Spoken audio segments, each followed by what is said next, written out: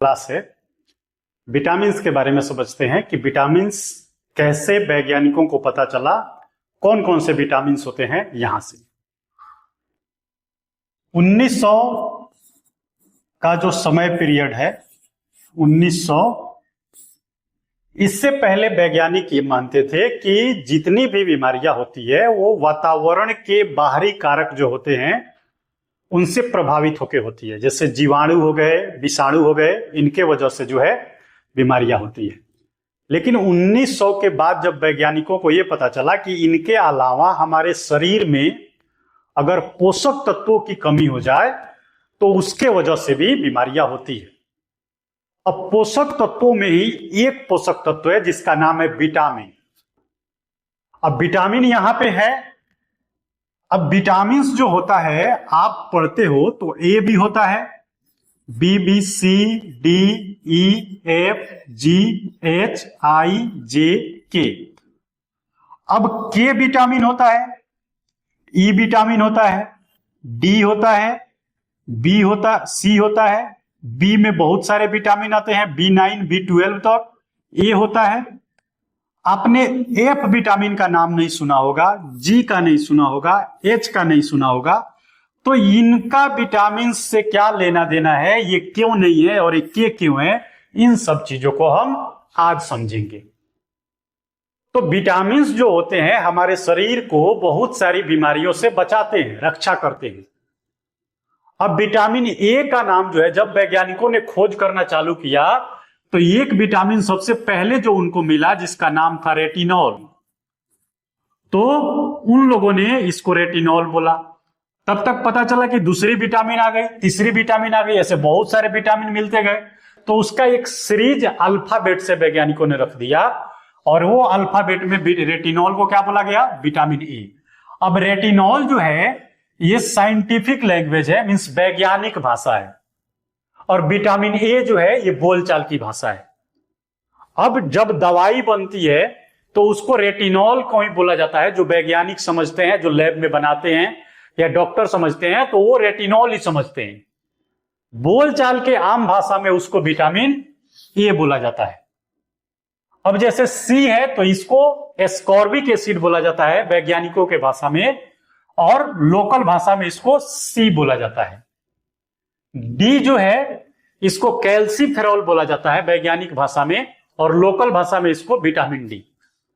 तो इसी के पहले ये कहानी जैसा बन जाता है और इसको हम समझते हैं। यहां पे एक चार्ट बनाया हुआ है, देखिए। अब यहां पे आपको देख के ये पता चलेगा कि विटामिन ए जो है इसका नाम रेटिनॉल है, तो विटामिन ए को रेटिनॉल बोला गया। विटामिन बी जो है इसका नाम जो है बी कॉम्प्लेक्स है। यहां पे विटामिन सी है और इसका नाम एस्कॉर्बिक एसिड है। विटामिन डी है, इसका नाम कैल्सीफेरॉल है। विटामिन ई है और इसका नाम टोकोफेरॉल है। लेकिन जब एफ के पास जाते हैं, जी के पास जाते हैं, एच के पास जाते हैं तो ये विटामिन गायब हो जाते हैं। क्यों गायब हो जाते हैं? क्योंकि विटामिन एफ हमको पढ़ना ही नहीं होता है, हमको मिला ही नहीं है। तो अब इसके पीछे कारण है। वैज्ञानिकों ने खोजने के लिए इन सारे विटामिन को खोज दिया, F G H B I J K L M. इसमें आई जो है इसको कभी वैज्ञानिकों ने विटामिन के रूप में कंसीडर नहीं किया, इसलिए आई नहीं रखा गया है। एफ भी रखा गया, जी भी रखा गया, एच की भी रखा गया, लेकिन ये हमें मिलते क्यों नहीं है? तो जब एफ के बारे में पता चला, वैज्ञानिकों ने इसके बारे में रिसर्च करना चालू किया तो उनको ये पता चला कि एफ जो है ये फैटी एसिड में मिल जाता है। इसलिए यहां पे एफ के सामने आपको फैटी एसिड लिखा हुआ मिलेगा। अब फैटी एसिड में ये मिल जाता है लेकिन बहुत कम आवश्यकता होती है हमारे शरीर को, इसलिए जो है इसको विटामिन के सीरीज से हटा दिया गया। क्योंकि अब जो है फैटी एसिड हमारे शरीर में है ही, उसी में मिल रहा है, उसी से एफ की पूर्ति हो रही है, तो एफ को अलग से पढ़ने की क्या जरूरत है, फैटी एसिड पढ़ लेंगे, उसमें मिल जाएगा। दूसरे नंबर पे आता है जी। जी को क्यों हटाया गया, क्या कहानी है?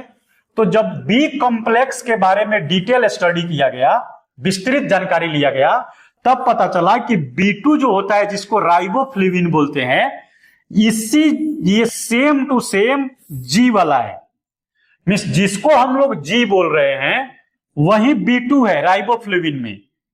तो जब बी कॉम्प्लेक्स में हम इसको पढ़िए रहे हैं तो अलग से जी के रूप में क्यों पढ़ेंगे, इसलिए इसको हटा दिया गया। तीसरे नंबर पे आता है, यहां पे H है और H के सामने B7 और बायोटीन लिखा हुआ है। अब उसी का भी बी कॉम्प्लेक्स से लेना देना है, क्योंकि बी कॉम्प्लेक्स में हम बायोटीन को पढ़ते हैं, B7 को पढ़ते हैं, इसीलिए अब अलग से हम H क्यों पढ़ें इसको, ये बी कॉम्प्लेक्स में आ गया इसलिए इसको भी हटा दिया गया। तो ये और ये दोनों गायब कर दिया गया विटामिन से। आई को मैंने बताया कि कभी विटामिन के रूप में कंसीडर ही नहीं किया गया है, इसलिए रखा ही नहीं गया है, इसलिए आई कभी अल्फाबेट के सीरीज में नहीं रखा गया। जे को रखा गया, जे विटामिन के सीरीज में शुरुआत में वैज्ञानिकों ने इसको रखा था और इसका नाम वैज्ञानिक भाषा में केटाकोल रखा बोला गया था। अब बाद में वैज्ञानिकों को यह पता चला कि ये पोषक तत्वों के साथ एसेंशियल नहीं है, मीन्स जरूरी नहीं है, ये हमारे शरीर में रहे या ना रहे इससे कोई फर्क नहीं पड़ता है, इसलिए इसको पढ़ने से भी कोई मतलब नहीं है, इसको रखने से भी कोई मतलब नहीं है, इसलिए इसे हटा दिया गया। अब बच गया के, तो के रखा जाता है, के जरूरी भी होता है हमारे शरीर के लिए, खून को थक्का बनाने में के का बहुत बड़ा योगदान होता है। इसका वैज्ञानिक नाम फिलिकोनॉन होता है। फिलिकोनॉन जो है ये विटामिन के को बोला जाता है वैज्ञानिक भाषा में। एल को भी रखा गया था, विटामिन जब बनाया जा रहा था इसके सीरीज तो एल को भी रखा गया था, लेकिन एल जो है ये लैक्टेशन फैक्टर में काम आता है, मीन्स कोई भी स्तनधारी अगर जीव है तो दूध बनाने में ये मदद करता है, तो इसके वजह से कोई बीमारी नहीं होती है, ये दूध बनाने में हेल्प करने वाला एक छोटा सा बहुत कम मात्रा में जिसकी आवश्यकता होती है कारक है, इसलिए इसको विटामिन के सीरीज से इसको भी हटा दिया गया, इसलिए आप एल भी नहीं पढ़ते हो। विटामिन एन को भी रखा गया था, लेकिन विटामिन ए B9 में मिल गया जिसका नाम है फॉलिक एसिड। पता चला कि B9 जो है वही विटामिन ए जैसा है, एकदम सेम टू सेम। तो जब हम इसको B9 में पढ़ रहे हैं तो एम के रूप में क्यों पढ़े हम इसको, इसलिए एम को भी कैंसिल कर दिया गया और B9 को रखा गया फॉलिक एसिड के रूप में।